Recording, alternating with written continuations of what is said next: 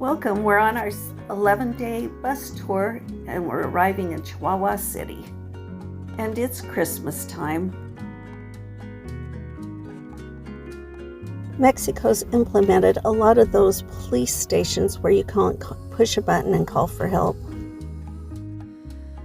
We always enjoy spending time in Mexico at Christmas time. They know how to do it upright.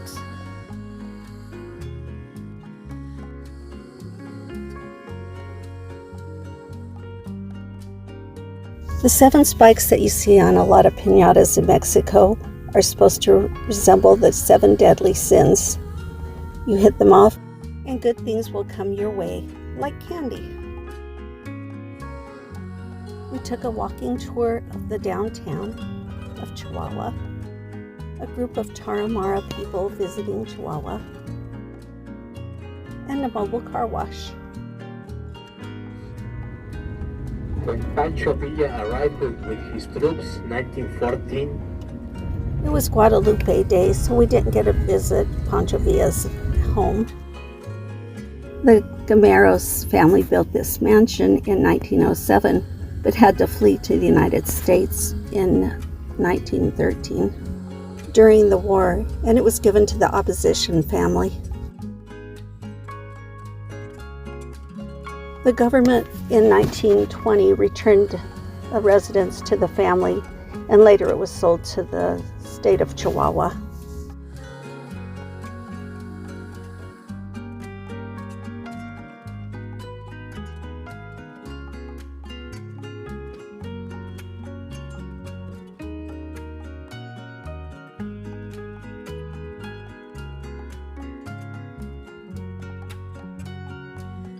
This day was going to be spent seeing big, fancy buildings before we get to head up into the mountains.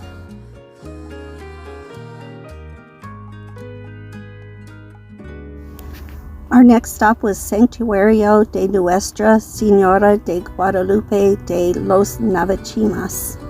I had to write that down because I couldn't remember it. The Metropolitan Cathedral was built in 1725. Doesn't look too bad.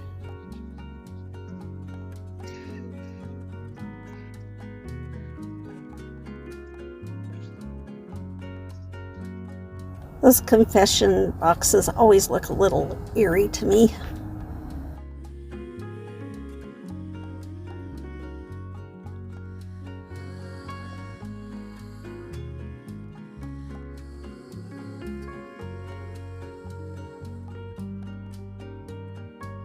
Rodrigo was our leader, and he took us next to the governor's palace, another big building.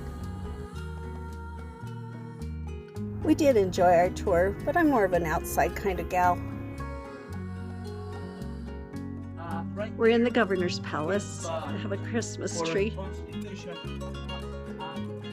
Manufacturers from all over the world have moved to Chihuahua. There are so many people from all over the world in and out of the area where we stayed in our hotel, and everyone spoke English. The restaurants were all upscale. There were lots of businessmen from all over the world at the Marriott where we were staying. Unfortunately, we got stuck in an elevator with them. The hills became a little more interesting from the flat, dry desert that we had driven through. Our bus could sit 45 people.